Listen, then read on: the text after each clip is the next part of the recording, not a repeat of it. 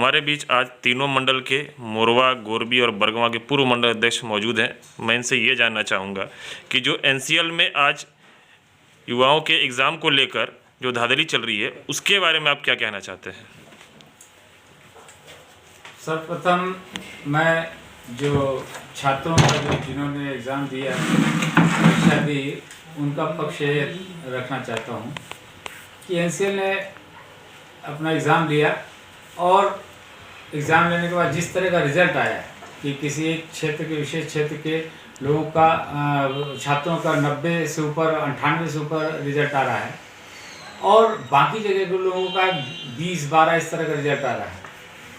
तो छात्रों का तर्क ये था, जब हम लोग उनसे मिले तो उनका तर्क ये था कि इसमें बहुत बड़े पैमाने पे धांधली हुई है। एनसीएल का ये मानना है अगर कि धांधली नहीं हुई है तो छात्रों को वो अपने तर्क से उनको संतुष्ट करना चाहिए, जबकि एनसीएल छात्रों से बात ही नहीं कर रहा है। जो मुख्य अधिकारी हैं जिनको आके बात करनी चाहिए, अपना तर्क देना चाहिए, वो बात ही नहीं कर रहा। इससे कहीं ना कहीं मन में ये लगता है कि कुछ न कुछ बात है जो कहीं ना कहीं गड़बड़ी है, जो छुपाने का प्रयास किया जा रहा है। जो एनसीएल की पहले वेरिफिकेशन की जो प्रक्रिया होती थी वो ऑफलाइन हुआ करती थी, आज ऑनलाइन कर दी गई है, उसका क्या कारण है? यही सारी बातें जो हैं संदेह के घेरे में ला रही हैं छात्रों के मन को भ्रमित कर रही हैं कि पहले ऑफलाइन हुआ करता था, ये ऑनलाइन हो रहा है। और जितने बच्चे सेलेक्ट हुए हैं उन सारे के मोबाइल बंद हैं, उनका व्हाट्सएप बंद है। एक लगता है जैसे प्लानिंग से सारा चीज़ किया जा रहा है। दूसरी बात ये कि बच्चों का कहना ये है कि री एग्ज़ाम करो, उनकी सिर्फ एक मांग है, या फिर आप सीबीआई, लोकायुक्त इनसे जांच करा लो। तो अगर ये साफ सुथरे हैं, स्वच्छ हैं, इनमें कोई गड़बड़ी नहीं है तो जांच कराने में कोई हर्ज नहीं है। एनसीएल जो है इसमें अपनी खुद की जांच टीम बैठाई है, ना कि बाहर की जांच टीम कैसे होगा? इस बारे में निष्पक्ष जांच एनसीएल के वर्करों की, एनसीएल के अधिकारियों की, वरिष्ठ अधिकारियों की जांच छोटे अधिकारी कैसे करेंगे और वो निष्पक्ष कैसे हो पाएगी? तो हम लोग भी ये चाहेंगे कि छात्रों को न्याय मिले। हमारे नेता भी चाहते हैं कि अगर वैकेंसी हमारे सरकार में आई है तो जो वास्तव में उसके लायक हैं, उसके योग्य हैं, उनको ये नौकरी मिले। हमारे बरगवां के पूर्व मंडल अध्यक्ष हैं, मैं उनसे भी जानना चाहूँगा कि उनका इस विषय में क्या कहना है। देखिए, जो एनसीएल में जो वैकेंसी निकली है, जो परीक्षा हुआ है, कहीं न कहीं छात्रों के मन में संदिग्ध है कि हाँ कहीं न कहीं हम लोगों के साथ गड़बड़ी हो रही है।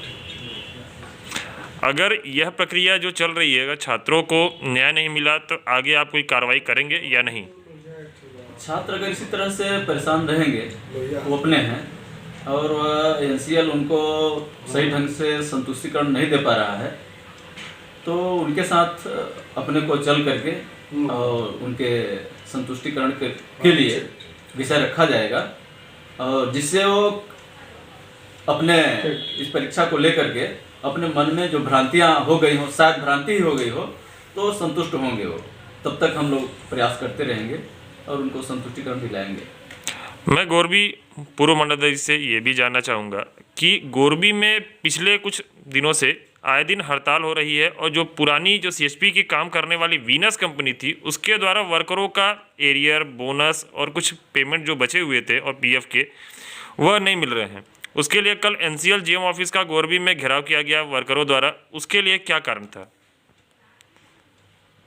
वो सारे वर्कर जो सीएचपी गोरबी में काम करते थे वो यहाँ के स्थानीय लोग हैं, इसी सिंगरौली ज़िले के हैं।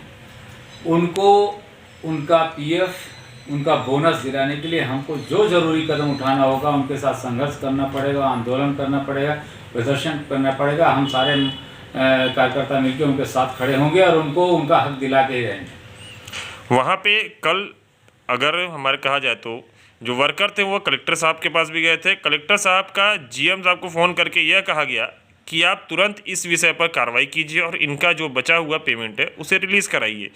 और फिर जो जीएम साहब हैं दुहान जी, वह अपने वर्करों से मिले नहीं फिर रात्रि तक। सारे वर्कर 2 बजे से लेकर वहाँ पे 8 बजे तक जीएम ऑफिस के बाहर खड़े थे, फिर उन्होंने वर्करों से कोई बातचीत नहीं हुई। इसका क्या कारण है? देखिए, ये जीएम और सीएमडी, ये सब जितने एनसीएल के अधिकारी हैं, ये अहंकार में तो हैं, इनको अपने पद का बहुत अहंकार है।